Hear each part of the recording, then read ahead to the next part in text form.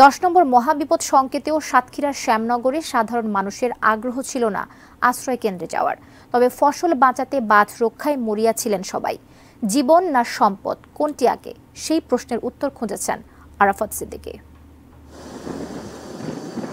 রোববার বিকেল 5টা 10 নম্বর মহাবিপদ সংকেতের পতাকা উঠছে। অল্প কিছুক্ষণের মধ্যেই আঘাত হানবে ঘূর্ণিঝড় রিমাল, কিন্তু কোনো ভ্রুক্ষেপ নেই সাতক্ষীরার শ্যামনগরের সুন্দরবন লাগোয়া এই মুন্সিগঞ্জের সাধারণ মানুষের। খোলা আছে চায়ের দোকান, চিংড়ি ঘেরের মাঝে খোলা প্রান্তরে ঘুরে বেড়াচ্ছেন সাধারণ মানুষ। চাষের মাছ রক্ষায় মরিয়া, জীবনের প্রতি উদাসীন। সত্যি কি তাই? আমরা মনে করি আশ্রয় কেন্দ্র আসছে বাড়ি থেকে অনেক ভালো, মানে নষ্ট হয়ে যাচ্ছে, সংস্কার নাই অনেক বছর ধরে। আমরা এখন সব গরু বাছুর গোছাই দিয়ে ঘরের জিনিসপত্র গোছাই দিয়ে আমরা সব সাইকেলে চলে যাও। বুড়ো মানুষ সব সাইকেলে চলে গেছে। আবার গ্রামবাসীর এক অংশ ছুটেছেন বাঁধ মেরামতে। রোববার দুপুরের জোয়ারেই কিছু জায়গায় ক্ষতিগ্রস্ত গ্রাম ও ফসলি জমি রক্ষার বেড়িবাঁধগুলো। প্রশাসনের গরজ নেই, দায় তাই সাধারণ মানুষের।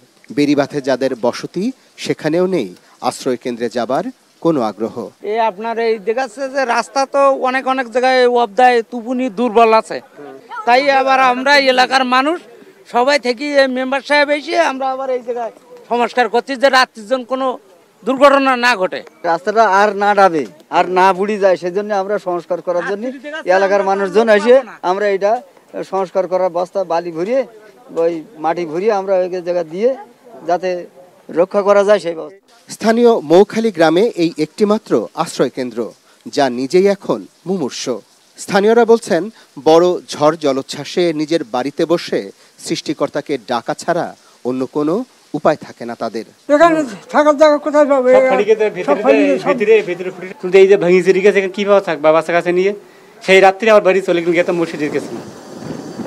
এটি একটি ঘূর্ণিঝড় আশ্রয় কেন্দ্র। এই আশ্রয় কেন্দ্রটি এখন নিজেই এখানকার স্থানীয় মানুষের আশ্রয়ে রয়েছে। এখানকার স্থানীয় মানুষ তাদের মতো করে চাঁদা তুলে এই আশ্রয় কেন্দ্রটি মেরামতের চেষ্টা করছেন। কিন্তু প্রশ্ন, সরকারের যে কাজ, স্থানীয় মানুষ সেই কাজ কেন করবেন? Arafat Siddiqui, ATN news, Shyamnagar, Satkhira.